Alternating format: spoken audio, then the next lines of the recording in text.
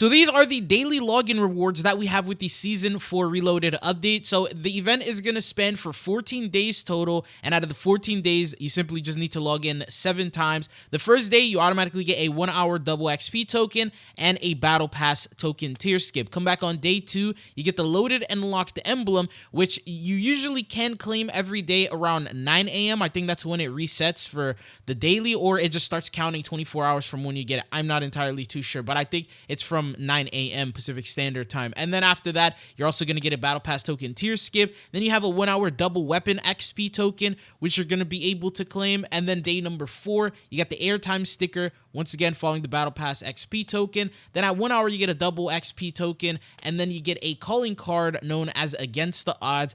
And then on day 7, we have the Catharsis weapon blueprint, which you can preview here. This is what it looks like, a showcasing. It doesn't have tracers or anything like that, not animated, but this is the weapon blueprint that you unlock for completing pretty much every single login day available. We have the brand new event pass with this new update, so it is officially live. You can now grind it out, as it says here: play to progress, earn XP in multiplayer, zombies co-op campaign, and Warzone to unlock rewards. You got the free rewards you can unlock, and then there's also the premium track, but these are the images. So they asked you to purchase it here, 1100 COD points, the typical standard price that they usually sell them for, but let's go on over and jump into the different rewards that you get. So starting off with the free track, you have a brand new operator skin known as the Opportunist. This comes in for Samuels. It's a pretty standard Milsim style operator. There's no like general theme going on because obviously the theme of the Battle Pass is Nick Cage. How do you dress up these operator skins for a theme like that? So it's just standard Milsim operators, but it's a free reward nonetheless. All you got to do is simply just load it up. As soon as I load it up, didn't even jump into a game, you automatically get that reward. If you decide to get the premium, you also get the Nick Cage operator, which we'll showcase in just a second. Then the next reward you have is the Wide-Eyed Spray. This is what it looks like here for the first XP target, which they hid starting with BO7. We don't know exactly how much XP you need. I think maybe like 10 to 15,000, and then you're going to be able to get it. The entire event is probably maybe like 300,000 or 400,000 XP total. You then have a double weapon XP token. That's the next reward here for 1 hour. Then after that, you have a new loading screen known as On Set. So following the whole theme of Nick Cage. The next reward is a Battle Pass token tier skip, which will help you complete the Battle Pass even faster. Then we have the Art of Respect animated emblem, once again featuring Nick Cage. So this is what it looks like. And then going on, you have the operator skin known as Hired Muscle. This is a pretty sick Milsim operator we have for Grim. So this is what she looks like here, following the same style that Samuel's operator has. So you can see the full Milsim attire, not futuristic or anything like that in regards to BO7's theme, but more of an actual realistic Milsim operator here. So it looks like they've chilled out a lot when it comes to these types of event passes and the skins that they release. Then you have the brand new weapons. These are the Executioner's Duet melee weapon. I guess just the weapon itself, but it is dual wield, so you're gonna be able to use both of them. And then you have the Personal Tyrant weapon charm, and that is gonna be that right there. And then alongside that, you have the final reward, and that is going to be the AN94. Now, there's a bunch of store bundles that are out right now. I'm pretty sure the AN94 is going to be available through a weapon blueprint from one of them. So if you don't want to grind this entire thing, you can choose to just purchase one of those bundles and unlock it right away. Now, going on into the premium track that we have, the first operator is the Nick Cage operator. Now, he does have some voice lines, so I'm going to go ahead and let you listen to him. And action. So that was the first one, and then there's a second one. Nicolas Cage reporting for duty. So those are the only two things that he says, but the description says, I'm up for anything that will get me to the truth of a performance.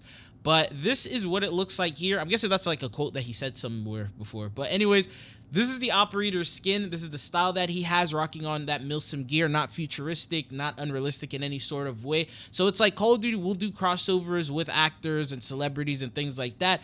But at the same time, they will try and keep it Milsim. Sort of like when they brought in Messi and that soccer collab that they did a while back in Modern Warfare 2. Then you get a new animated calling card known as Elegant Transformation. And this is what it looks like here. Then followed by that, you have a new weapon blueprint called the Shredding Limits. It does come in with tracers and a death effect. This is what the weapon blueprint looks like. And then let's take a look at the preview.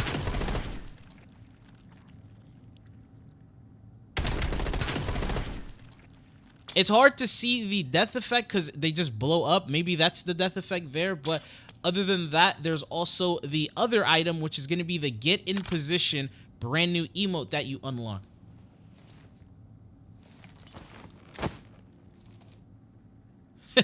It's all right. Now, the next weapon blueprint that we have is known as the Snake Handler for the Jagger 45 pistol. This is what it looks like here. I think this is a pretty sick weapon blueprint, mainly because you have the snake coiled around the barrel over there, or the suppressor, and it's like a golden sort of theme as well. And then this is what the effects preview looks like. So same sort of thing as the Peacekeeper weapon blueprint, but that is the second one that we have. Then you get a brand new finishing move called Calmly Ended.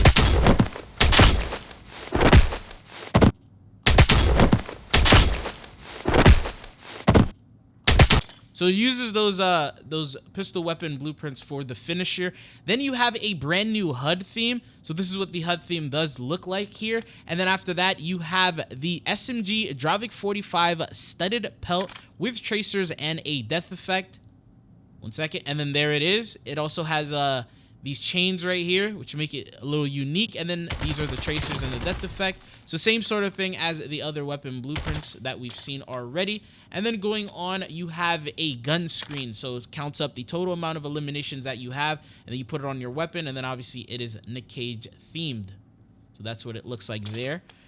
Now, the last and final reward that you get for completing the entire event pass is the new unlimited operator skin for Nick Cage. Reporting for Same duty. exact voice line, so nothing different about that. They have a different quote that says, to be a good actor, you have to be something like a criminal, to be willing to break the rules, to strive for something new. So I guess that's like also another official quote from him.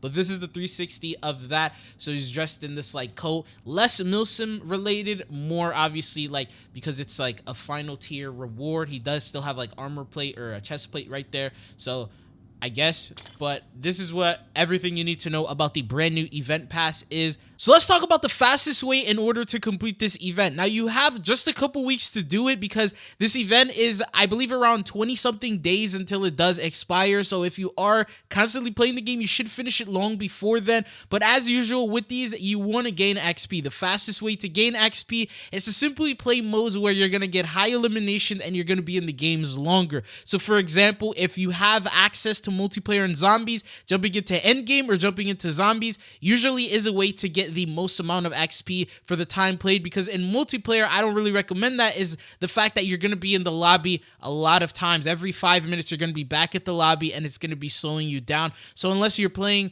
and getting super high elimination counts, then I don't really recommend multiplayer as much. If you play something like, say, domination or longer base modes, it's definitely good as well. But we do have free multiplayer access. So for those of you guys who are only on Warzone, you can also jump into the new Kawakujo Zombies map. That's a really good way to farm a lot of XP, because while you're playing and you're getting into these higher rounds, you're going to be gaining a bunch of XP without really even paying attention to it. And time usually flies whenever you're playing zombies. So that's one thing that you can do. Now, if you want to stick around with Warzone, casual is always the way to go. You get a lot of XP eliminating the AI, and they're a lot easier to eliminate than real actual players.